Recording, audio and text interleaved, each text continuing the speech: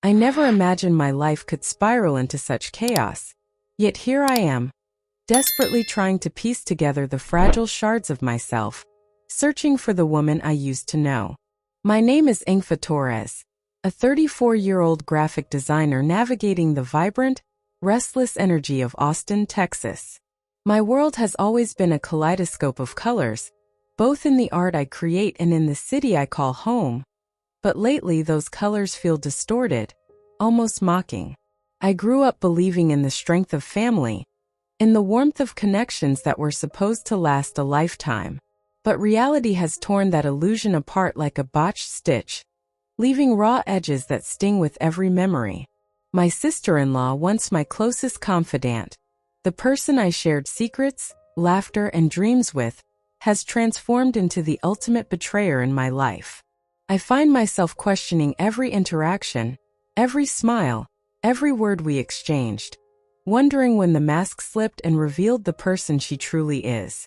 The betrayal cuts deeper than I ever thought possible, not just because of the lies, but because of the love I once poured into someone I trusted without hesitation. Now, as I sit in my small studio overlooking the bustling streets below, the hum of life around me feels distant, almost alien. I have to gather my strength, navigate this tangled web of deceit, and find a way back to the woman I still hope exists within me. If you're still listening, we want to sincerely thank you for spending your time with us. Truly means a lot. We'd love to know, where in the world are you watching from? Drop your country in the comments and let's see how far this message has reached. If you haven't subscribed to the channel yet, I highly recommend doing it now so you won't miss any of our upcoming stories. These aren't just ordinary stories. They're filled with meaningful life lessons that can inspire, teach, and stay with you long after the video ends. Hit that subscribe button and join our growing community.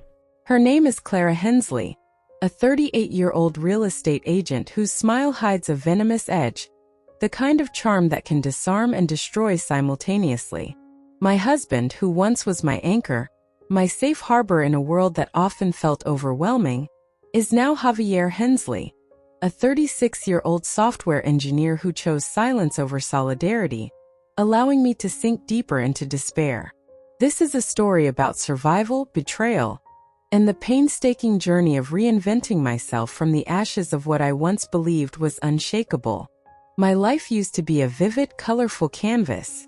As a freelance graphic designer, I poured countless hours into crafting digital masterpieces, from logos for fledgling startups to user interfaces for sprawling tech corporations. The Austin creative scene began to recognize my name, and I felt a quiet pride each time a major client came knocking, trusting me to translate their visions into reality. Those early days were raw, full of relentless effort, but also suffused with hope and excitement. Javier had been by my side through all of it, offering encouragement when projects floundered and celebrating small victories as if they were his own.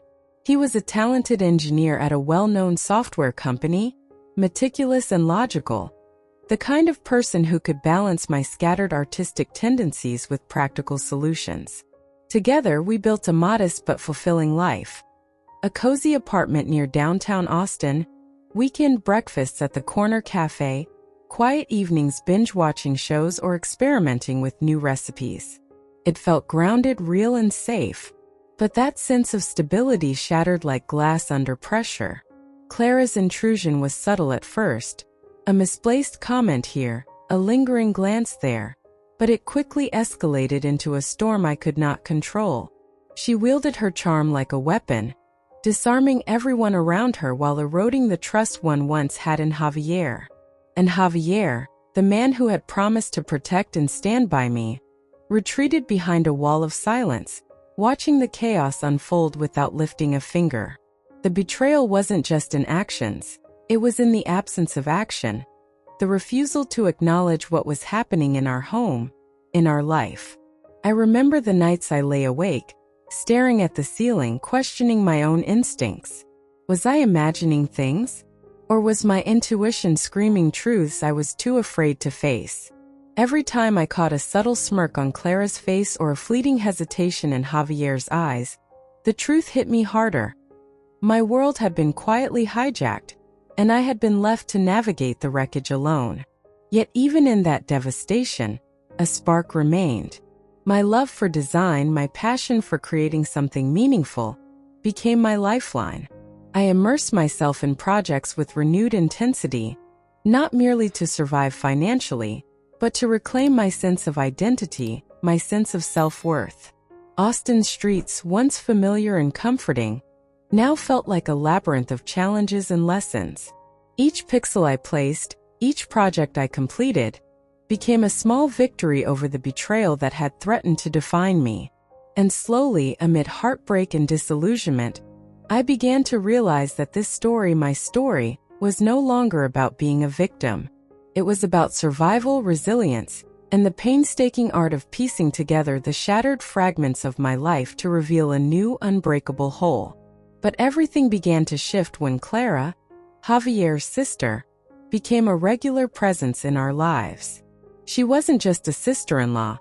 She had once been my childhood confidant, the girl I shared secrets and laughter with. Now that bond felt twisted, distorted under the weight of competition and hidden agendas. Clara was tall and striking, with sun-kissed blonde hair that fell in perfect waves and a smile that could disarm anyone, making them feel instantly at ease. As a successful real estate agent, she flaunted her luxurious lifestyle mansions she owned, exotic vacations she meticulously documented on social media, and high-end cars that glimmered in the Texas sun. At first, I admired her achievements, even felt a twinge of pride for her, my once beloved friend. But slowly, subtle signs emerged, hints of envy masked behind polished courtesy. Whenever I received praise from clients or local press coverage highlighted my design work, I began to notice her gaze, sharp and calculating, like a predator measuring its prey. The warmth I had once associated with her presence now carried an undercurrent of tension. And then one evening at a family gathering beneath the sprawling oak in Javier's parents' backyard, everything became painfully clear. The air was fragrant with grilled meats and the faint sweetness of summer flowers, the kind of idyllic scene that once felt comforting. Clara pulled me aside, her hand lightly brushing mine as she held a glass of red wine. Her voice was deceptively soft, yet edged with steel. "You really think you're so special, don't you, Engfa? Always the center of attention," she said, her words cutting through the balmy night like a serrated blade. I forced a polite laugh, assuming it was a teasing remark, a throwaway comment meant to stir minor irritation. But the look in her eyes made my skin crawl. It was not playful. It was predatory, a quiet promise of confrontation lurking beneath civility. That night, I left the party feeling uneasy, replaying her words over and over, each repetition amplifying the knot of anxiety coiling in my stomach. Something was wrong, an instinct screamed that Clara was at the center of it. The tension only escalated in the following days. Javier began coming home later and later, often with a distracted expression and an avoidance in his eyes that I had never seen before.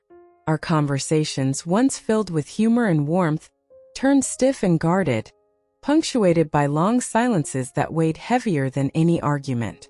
I felt as though I were walking on fragile glass, each step threatening to shatter the precarious balance of our home.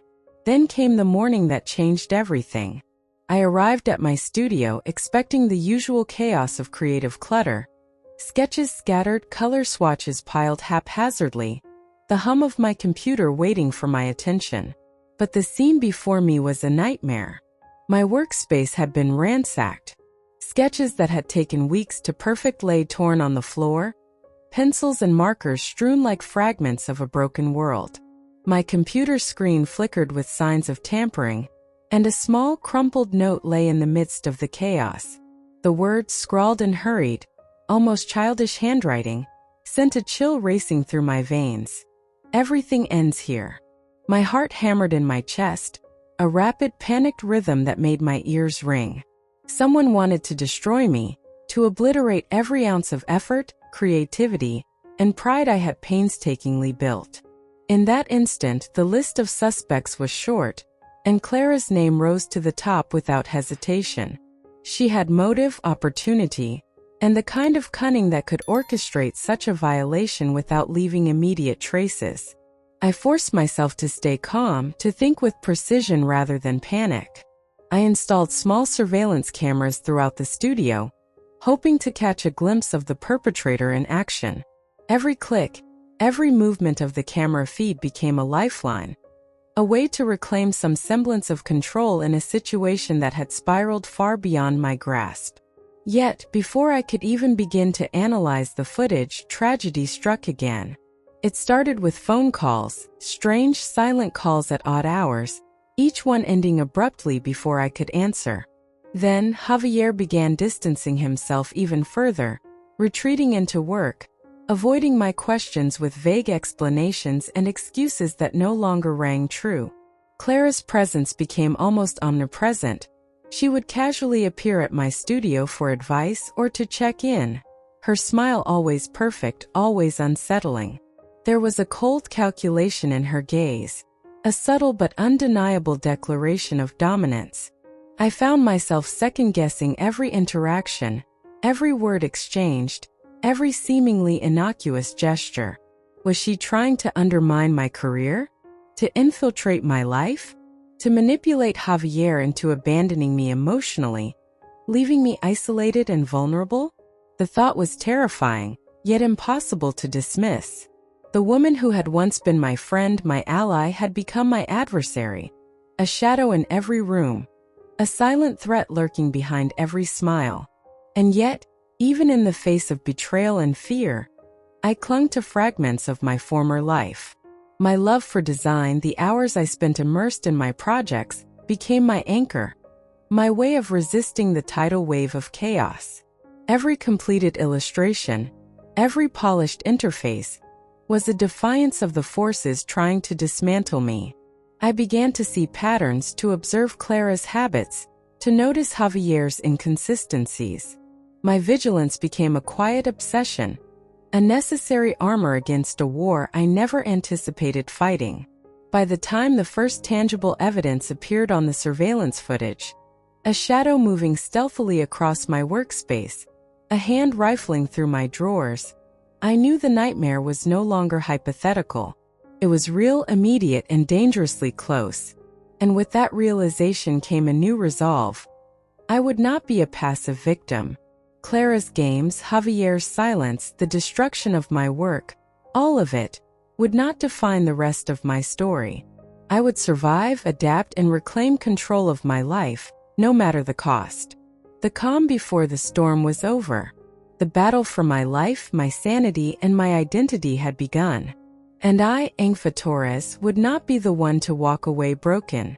One afternoon, I was presenting a new project to a client at my office, immersed in the rhythm of my own creativity, when Clara suddenly appeared.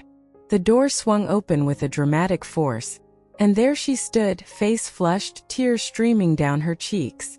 Before anyone could process her presence, she launched into a tirade, screaming that I had stolen money from a joint project we had once collaborated on. She's a fraud. I trusted her, and she cheated me. Clara's voice echoed through the conference room, sharp and unyielding. The air seemed to freeze, the hum of the air conditioner and the murmur of assistants fading into stunned silence. Every pair of eyes turned toward me, wide with shock or curiosity. My heart pounded and my mind raced, searching for words that could untangle the web of lies she had spun so effortlessly. I tried to speak, to explain, but the words stumbled and fell flat, swallowed by the weight of accusation. And then my world tilted further. Javier, who had accompanied me to the meeting, stared at me with a look that pierced deeper than Clara's words ever could. There was no anger, no empathy, only a chilling suspicion.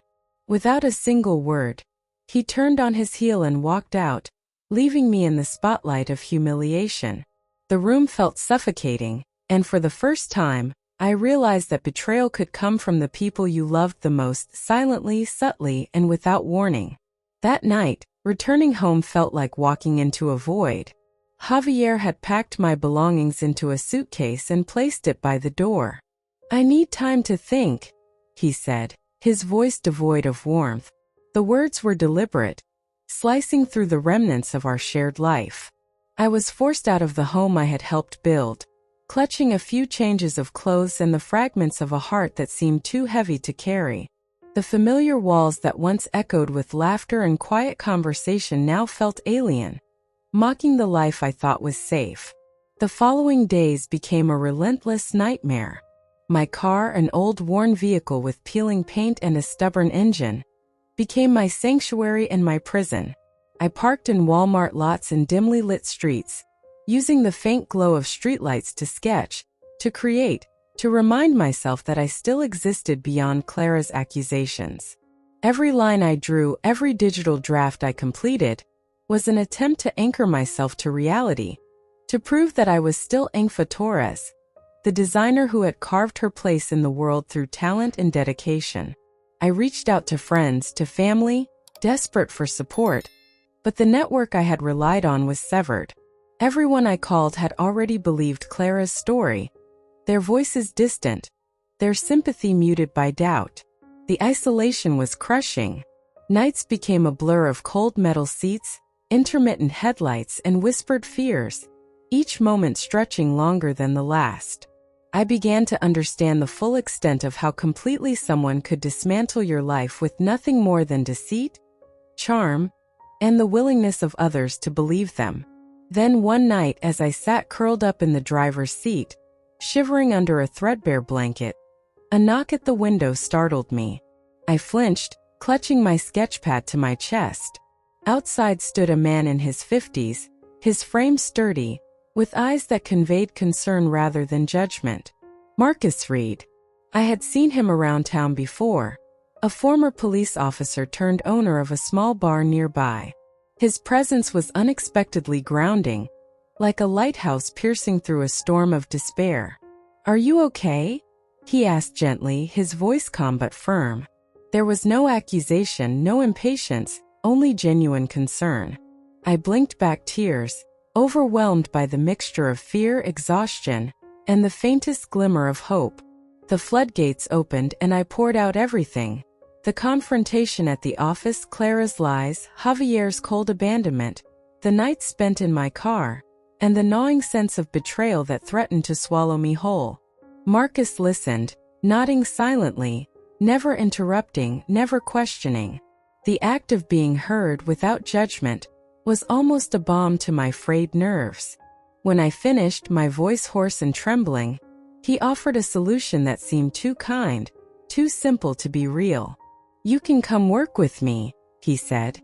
"I need someone to redesign the bar, revamp the space. There's a room upstairs that's empty. You can stay there while you work. It'll give you a place to regroup." I stared at him, stunned. A safe space, a chance to reclaim some control over my life, a reprieve from the chaos that had consumed me. It felt surreal, almost like stepping into a dream where kindness still existed. Marcus didn't just offer shelter. He offered an opportunity to rebuild, to find stability in a world that had turned cruelly unpredictable. I hesitated only briefly before nodding, a mix of gratitude and disbelief flooding through me. That night, for the first time in days, I felt a sliver of hope. The storm wasn't over, and the shadows of betrayal still loomed, but I realized I didn't have to face them alone. With Marcus's guidance, I could start to pick up the pieces, to translate the chaos into creation, and to remind myself that survival wasn't just about enduring. It was about reclaiming who I was and what I valued most.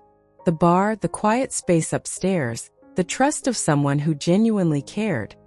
All of it became a lifeline. As I lay in the modest room above the bar, sketchpad in hand, I reflected on the path that had led me here. The betrayals, the lies, the relentless solitude, they had forced me into the shadows. Yet, in those shadows, I discovered resilience I didn't know I possessed. I realized that even when the people you love turn away, even when the world seems determined to break you, there is always a flicker of light waiting to guide you forward. That light, I knew, was only the beginning of my journey to reclaiming everything that had been stolen. and perhaps discovering strength I never knew existed within me. Gradually, I began to rebuild my life. The days in the dim confines of my car gave way to mornings in the small room above Marcus's bar, where sunlight spilled through a narrow window and illuminated my sketches in a warm, forgiving glow. Marcus became more than just a mentor. He was the father figure I had never known, a steady presence who offered guidance without judgment. His trust in me felt almost sacred, and for the first time in weeks, I started to feel a tentative sense of security. Marcus helped me fortify my defenses. We installed a state-of-the-art security system in the bar and in my workspace, cameras placed strategically to capture any intrusion, any hint of sabotage. But Marcus's insight went further than technology. He suggested hiring a private investigator to dig into Clara's activities, to uncover whether the destruction and accusations were more than mere malice. I hesitated at first. Fear and anger made me wary, but the desire for justice outweighed my doubts.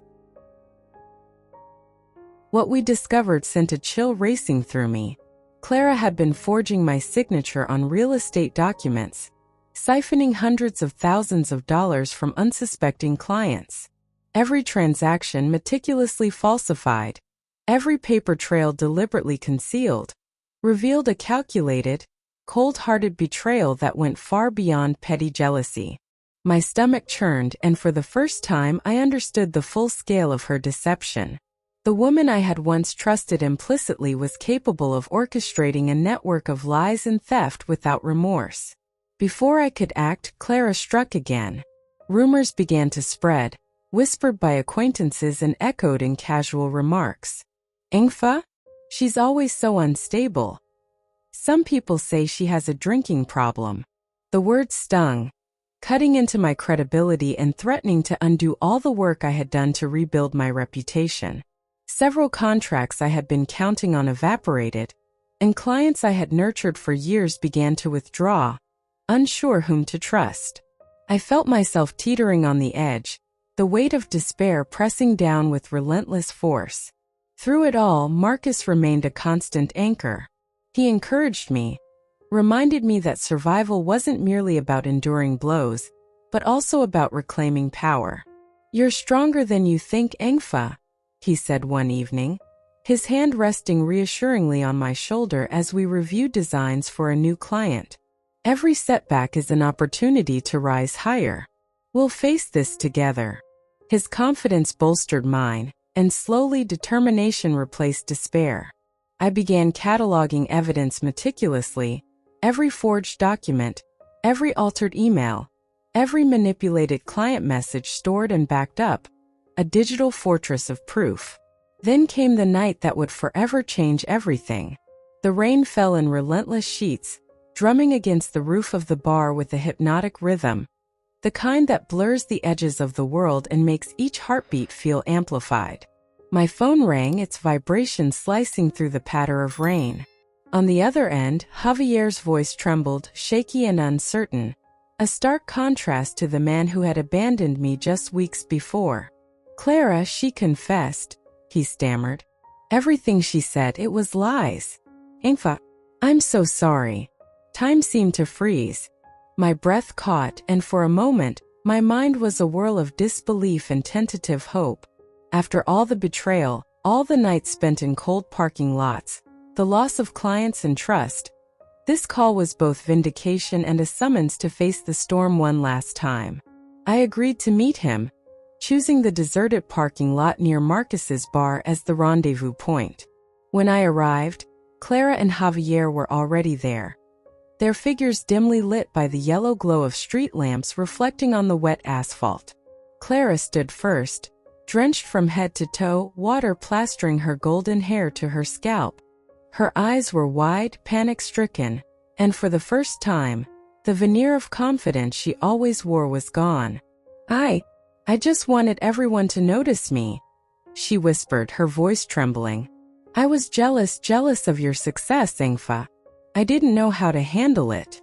Her words were a confession, raw and unguarded, and they carried the weight of everything she had done. I raised the USB drive in my hand, the device that held the irrefutable evidence of her crimes. Each file, meticulously labeled and backed up, represented the months of surveillance, investigation, and meticulous preparation that Marcus and I had undertaken. Clara's gaze flicked to it, realization and fear overtaking her earlier bravado. Then, as if on cue, the wail of police sirens cut through the storm, echoing across the empty lot. Marcus had anticipated the confrontation and called ahead, ensuring that law enforcement would be present the moment the confession came. Clara froze, her mouth opening and closing in disbelief, the magnitude of her exposure finally settling upon her. The officers arrived swiftly, stepping out of their vehicles, rain-slick uniforms gleaming under the parking lot lights.